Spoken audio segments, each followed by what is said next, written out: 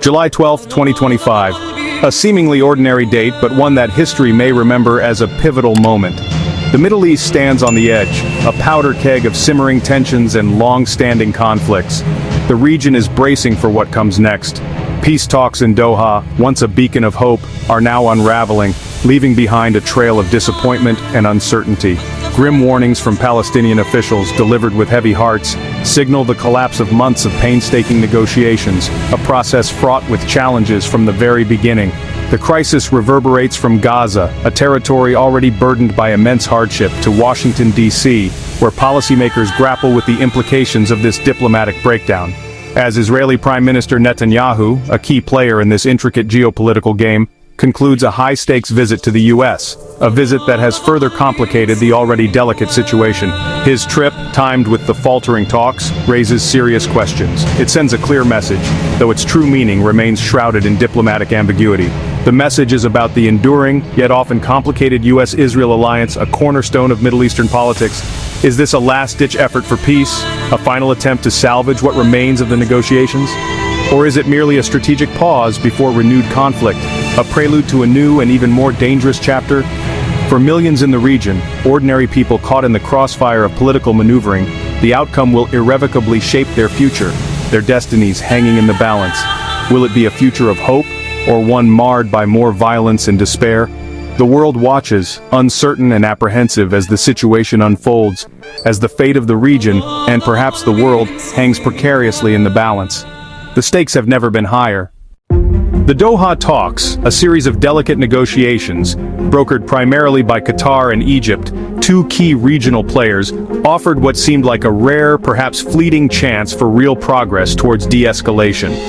Mediators engaged in intense shuttle diplomacy, moving between Hamas representatives and Israeli officials, all with the ultimate goal of achieving a permanent and lasting ceasefire, the release of hostages held captive, and the urgent delivery of desperately needed humanitarian relief to the people of Gaza.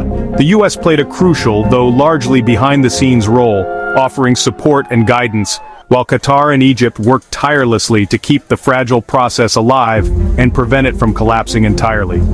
Yet, deep-seated mistrust, historical grievances, and fundamentally clashing demands constantly kept the talks balanced precariously on a knife's edge, threatening to unravel at any moment. Every small breakthrough, every sign of progress, was almost immediately followed by frustrating setbacks and renewed obstacles, and the ever-present threat of complete collapse loomed constantly over the entire endeavor. For the people of Gaza, hope was synonymous with an immediate end to the devastating violence, while for Israel it meant first and foremost the safe and unconditional return of all the hostages held captive. The entire process was, from the very beginning, incredibly fragile, always just one misstep away from complete and utter disaster. Palestinian officials accuse Israel of stalling, using talks as cover for military actions. Their core demand, a permanent ceasefire and full Israeli withdrawal from Gaza. They see Israeli proposals as vague, offering only temporary truces. This, they argue, lets Israel regroup and relieves international pressure without real change. Ongoing military actions and settlement expansion deepen Palestinian mistrust. Feeling manipulated, they threaten to walk out, hoping to force global attention on what they see as a diplomatic charade. The crisis for them is about exposing bad faith and demanding real accountability. As Doha talks falter, Netanyahu's U.S. visit dominates headlines. He seeks to reinforce U.S.-Israel ties, secure aid, and shape the narrative in Washington. Supporters hail his leadership. Critics accuse him of undermining peace and dodging accountability for Gaza's crisis. The visit highlights how U.S. politics shape the conflict, and how Netanyahu leverages American backing. For Palestinians, the trip is proof of Israel's focus on optics over substance. Netanyahu's Washington stage strengthens his hand, even as negotiations stall. The visit becomes a symbol of political maneuvering amid diplomatic deadlock. With talks teetering precariously and Netanyahu back from Washington after a series of high-stakes meetings, the situation remains incredibly delicate. The path forward is uncertain, and the stakes are undeniably high for everyone involved.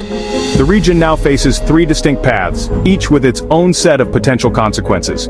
These are critical junctures that could dramatically alter the course of history. First, total collapse, risking immediate, devastating escalation. This would lead to further loss of life and widespread instability. Second, a breakthrough, unlikely but possible. A genuine commitment to dialogue and compromise is essential for this outcome. If international pressure forces compromise, the global community must play a proactive role in facilitating a peaceful resolution. Third, stalemate, talks drag on, humanitarian crisis deepens, and future violence becomes inevitable. This scenario would perpetuate a cycle of suffering and instability. The world is not a bystander. Global security and stability are at stake. The ramifications of this conflict extend far beyond the immediate region.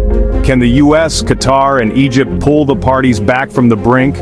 Their diplomatic efforts are crucial in preventing further escalation. The choices made now will echo for years, shaping peace or perpetuating conflict. The decisions made today will determine the future of the region for generations to come. The next move will define the region's future, and the world is watching. The international community is holding its breath, awaiting the next chapter in this unfolding crisis.